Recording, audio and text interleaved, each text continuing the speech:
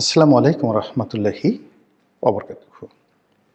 সম্মানিত দর্শক, বিএনপির চেয়ারপারসন বেগম খালেদা জিয়ার মৃত্যু, এটি সম্ভবত এই শতাব্দীর সবচেয়ে আলোচিত একটি মৃত্যু। তার মৃত্যু পরবর্তী যে জানাজা, শেষকৃত্যানুষ্ঠান মুসলমানদের ধর্ম অনুযায়ী, এটি একটা ইতিহাসের মাইল ফলকে স্থাপন করেছে। পুরো ঢাকা শহর ভেঙে পড়েছিল সেই দিন। 2025 সনের ডিসেম্বর মাসের শেষ দিন, 31 তারিখ। সেই দিন পুরো সংসদ ভবন যে চত্বর, তার আশেপাশের এলাকা থেকে শুরু করে পুরো ঢাকা মহানগরী বলতে গেলে জানাজার নগরীতে পরিণত হয়েছে। কত মানুষ যে এই জানাজাতে অংশগ্রহণ করেছেন তা বলা যাবে না। এটাকে অসংখ্য বলতে হবে, অগণিত বলতে হবে। এবং বাংলাদেশে যে ঐতিহাসিক জানাজাগুলো ইতিপূর্বে হয়েছে তার কোনোটির সঙ্গেই বেগম খালেদা জিয়ার জানাজার তুলনা করা যাবে না। এবং সেই জানাজাকে কেন্দ্র করে রাজনীতির অঙ্গনে, সামাজিক অঙ্গনে নানা রকম প্রশ্ন উঠছে। আপনারা সবাই জানেন যে জুলাই আগস্ট বিপ্লব পরবর্তী একজন তরুণ নেতা ওসমান হাদি, তার মর্মান্তিক মৃত্যুর পর মানুষের একটা আবেগ তৈরি হয়েছিল এবং সেই আবেগের প্রেক্ষিতে ওসমান হাদির যে জানাজা, সেই জানাজাতেও পর্যাপ্ত লোকের উপস্থিতি দেখা গিয়েছিল। বেগম জিয়া তখন অসুস্থ ছিলেন এবং সবাই বলাবলি করার চেষ্টা করছিলেন, বিশেষ করে বিএনপি বিরোধী যারা শক্তি। এবং আপনারা জানেন যে ওসমান হাদির যে রাজনীতি এবং তার প্রমোটার হিসেবে যে দক্ষিণপন্থী গ্রুপগুলো ছিল, তারা টিটকারি করার চেষ্টা করছিল বিএনপিকে যে বেগম খালেদা জিয়ার যে আগামী দিনগুলোতে যদি মৃত্যু হয় তখন বেগম জিয়া অসুস্থ, তার জানাজা কি হাদির জানাজার চেয়ে সংখ্যাধিক্যের বিচারে বড় হবে কিনা। এটা বিএনপির জন্য একটা মানসিক চাপ ছিল। বিএনপি হয়তো ভাবতেও পারেনি যে বেগম খালেদা জিয়ার জানাজাতে এত মানুষের উপস্থিতি ঘটবে। যা হোক, আমাদের বাংলাদেশে এ যাবৎকালে জানাজার যে সংখ্যাধিক্য, সেক্ষেত্রে শহীদ প্রেসিডেন্ট জিয়াউর রহমানের জানাজাতে সবচেয়ে বেশি লোক হয়েছিল বলে ইতিহাস সাক্ষী। বেগম জিয়া যখন অসুস্থ ছিলেন তখন অনেকে বলার চেষ্টা করেছেন, বিএনপির লোকজন, যে বিএনপি চেয়ারপারসনের মৃত্যু হলে তার জানাজা শহীদ প্রেসিডেন্ট জিয়াউর রহমানের জানাজার যে সংখ্যা, সেই সংখ্যাটি ছাড়িয়ে যাবে। তো এটা নিয়ে অনেকে অভিমান করেছেন, অনেকে বলার চেষ্টা করেছেন যে এ কথা বলা ঠিক হয়নি। কিন্তু বাস্তবে কি ঘটেছে সেটা আপনারা সবাই দেখেছেন। এখন বক্তব্য হলো যে এই যে জানাজা কেন্দ্রিক রাজনীতি, এই রাজনীতি বিএনপি বিরোধী যে সকল রাজনৈতিক শক্তি আছে তাদেরকে একটি মানসিক চাপের মধ্যে ফেলে দিয়েছে। ধরুন, আগামীতে যদি জামাতের কোনো শীর্ষ নেতা, আল্লাহ মাফ করুক, খুব দ্রুত তাদের মৃত্যু হয় এবং নির্বাচনের আগে, এবং সেক্ষেত্রে যদি তাদের জানাজাতে এই যে বেগম জিয়ার জানাজায় যে পরিমাণ লোকের উপস্থিতি ঘটল, সেটি যদি না হয় তাহলে তাদের রাজনীতি শেষ। এই গেল একটা। দ্বিতীয়ত, বিএনপির প্রধান প্রতিদ্বন্দ্বী, রাজনৈতিক প্রতিদ্বন্দ্বী, সেটা হলো আওয়ামী লীগ। আওয়ামী লীগ সভানেত্রী শেখ হাসিনা, তারও যথেষ্ট বয়স হয়েছে।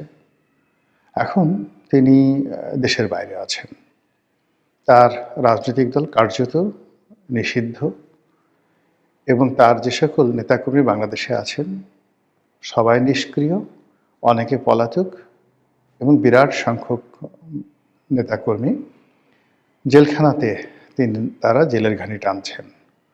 অনেকের মাথার উপর মৃত্যুদণ্ডের যে রায়, এটি যেভাবে আছে, আগামীতেও জেল, জুলুম, হুলিয়া, মৃত্যুদণ্ড তাদের জন্য অনিবার্য।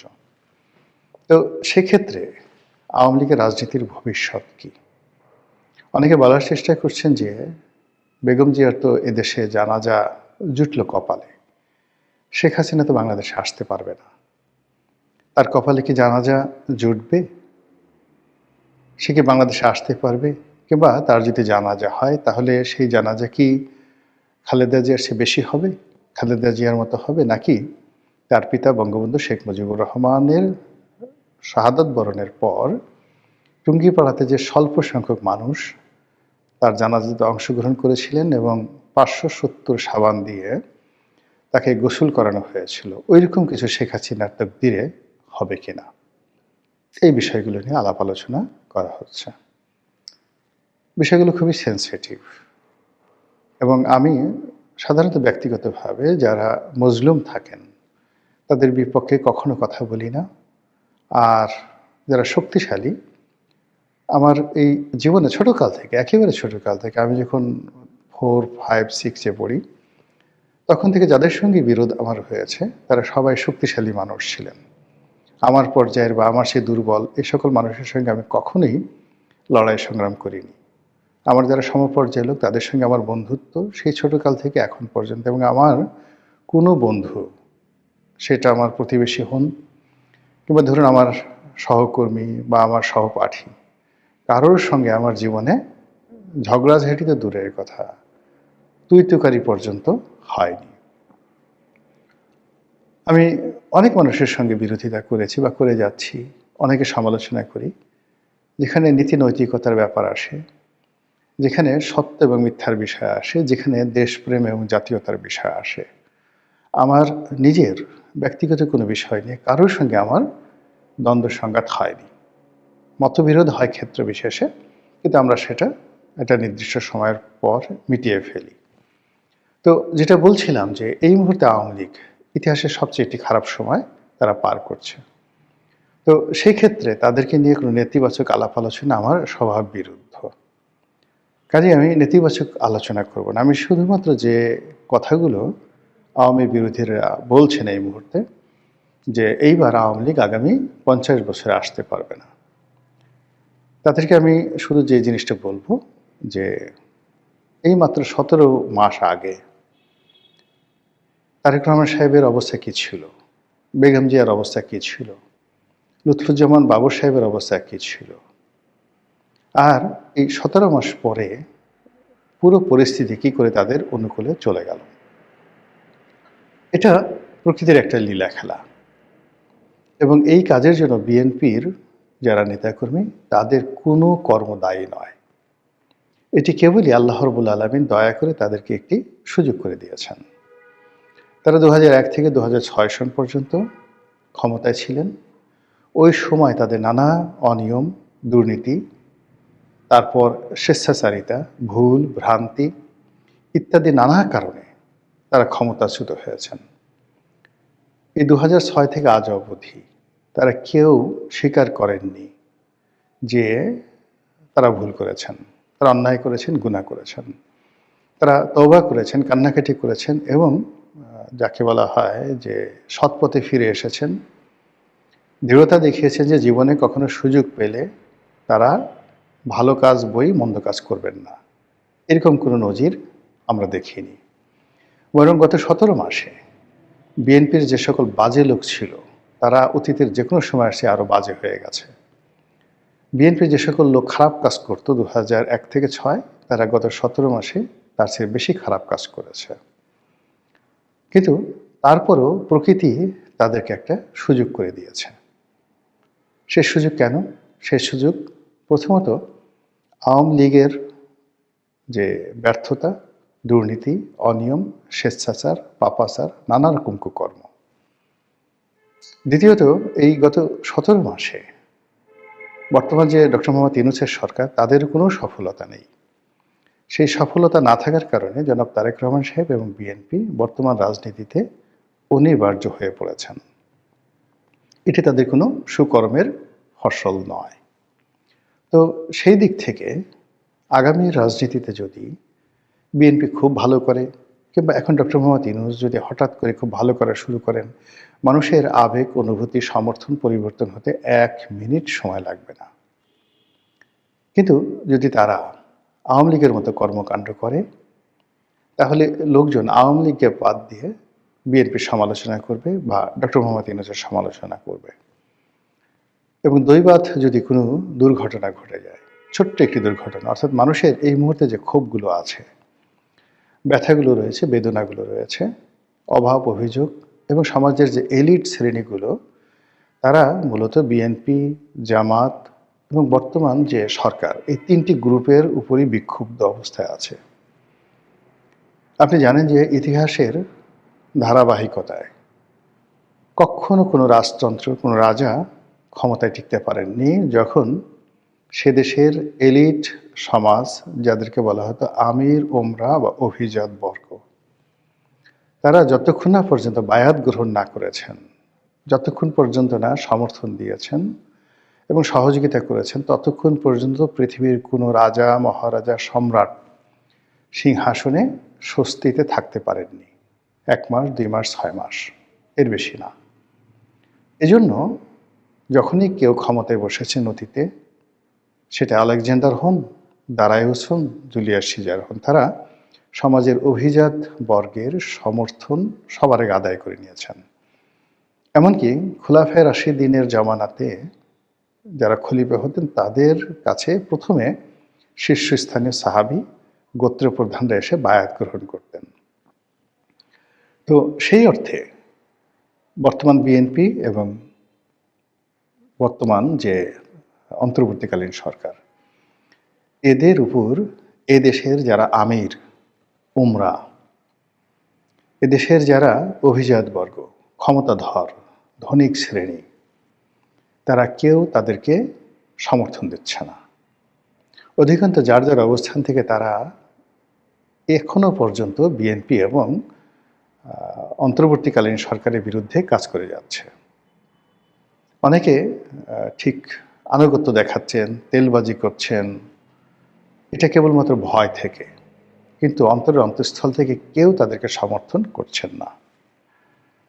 এই যে অভিজাত বর্গের সমর্থনহীনতার সঙ্গে শুরু হয়েছে অর্থনৈতিক বিপর্যয়, গরিব মানুষের হাহাকার, এবং এখন যে গতিতে অর্থনীতি চলছে তাতে রাষ্ট্রের চাকা চালু রাখা, দারিদ্রতার যে জ্বালামুখ এটি বন্ধ করা, মানুষের ক্ষুণ্ণি বৃত্তি নিবৃত করা বলতে গেলে অসম্ভব। তাই যদি হয় তাহলে মানুষ আবার সেই ৩০০ ফিটে ফিরে যাবে, পদ্মা ব্রিজে ফিরে যাবে, এক্সপ্রেসওয়েতে ফিরে যাবে, মেট্রো রেলে ফিরে যাবে, কর্ণফুলী টানেলে ফিরে যাবে, রূপপুর পারমাণবিক কেন্দ্রে ফিরে যাবে এবং বলবে এই কাজ যারা করেছে তারাই ভালো ছিল। এর কারণ হলো এ সকল কর্ম যখন হতো তখন শুধুমাত্র রাষ্ট্রীয় কর্মে লক্ষ লক্ষ মানুষ নিয়োজিত থাকতো। অর্থনৈতিক যে ট্রানজ্যাকশন হতো তার বিনিময়ে আমরা খেয়ে পরে ভালো ছিলাম। মানুষ ভুলে যাবে ছাত্রলীগের হেলমেট বাহিনী, ভুলে যাবে হাতুড়ি লীগ, ভুলে যাবে শেখ হাসিনার গুম, শেখ হাসিনার বিরুদ্ধে যত সব অভিযোগ, সব কিছু ভুলে যাবে। এবং সেক্ষেত্রে শেখ হাসিনার প্রত্যাবর্তন এটি সময়ের বিষয়। Any day, any time, any way, অর্থাৎ যে কোনো দিন, যে কোনো সময়, যে কোনোভাবে হতে পারে, যদি এই যে বর্তমান যে অবস্থা রয়েছে এটির কোনো রাতারাতি ম্যাজিক্যাল পরিবর্তন না আসে। দ্বিতীয়ত, বাংলাদেশে যে সামনে ভোট আসছে, সেই ভোটের বিশৃঙ্খলা, আইনশৃঙ্খলা পরিস্থিতির অবনতি এবং সর্বোপরি বিদেশি যে সকল রাষ্ট্র, বন্ধু রাষ্ট্র রয়েছে, তাদের অসহযোগিতা যদি বর্তমান যারা ক্ষমতাসীন রয়েছেন বা আগামীতে আসবেন তাদের জন্য অনিবার্য হয়ে পড়ে, সেক্ষেত্রে আওয়ামী লীগের সম্ভাবনার দ্বার খুলে যাবে। আর আওয়ামী লীগ যদি আসে, ফেরত আসে বাংলাদেশে, তারেক রহমান সাহেবের প্রত্যাবর্তন উপলক্ষে যত মানুষ আসছে, শেখ হাসিনার প্রত্যাবর্তন হলে বা জয়ের প্রত্যাবর্তন হলে যদি শেখ হাসিনা মরে যান আগামীতে, জয়ের প্রত্যাবর্তন হয়, পুতুলের প্রত্যাবর্তন হয়, আপনি কল্পনাই করতে পারবেন না কি অবস্থা হবে। আমাদের দেশের মানুষ খুব দ্রুত ভুলে যায়, ভীষণ রকমভাবে ভুলে যায়। আবার শেখ হাসিনা যদি বাংলাদেশে আসেন, তার যদি পুনর্বাসন হয় রাজনীতিতে, এবং কেন হবে সেটা আগে বললাম, বর্তমান সরকারের ব্যর্থতার কারণে, এছাড়া অন্য কোনো কারণ নেই। আর সেক্ষেত্রে কিছুদিন পরে যদি তার মৃত্যু ঘটে, তার জানাজা অনুষ্ঠানের জন্য তিল ধারণের জায়গা থাকবে না। বেগম জিয়ার যে জানাজা, সেই জানাজা তো কেবলমাত্র ঢাকা শহরের মধ্যে সীমাবদ্ধ ছিল। শেখ হাসিনার জানাজা টেকনাফ থেকে তেঁতুলিয়া পর্যন্ত প্রত্যেকটি কর্নারে, প্রত্যেকটি কোণে কোণে, প্রত্যেকটি বিন্দুতে বিন্দুতে এই ভূমির যেভাবে মানুষ উত্তাল হয়ে পড়বে তার জন্য, যেভাবে আহাজি করবে, কান্নাকাটি করবে, এটা আপনি কল্পনাই করতে পারবেন না। এবং এটাই বাঙালির ইতিহাস।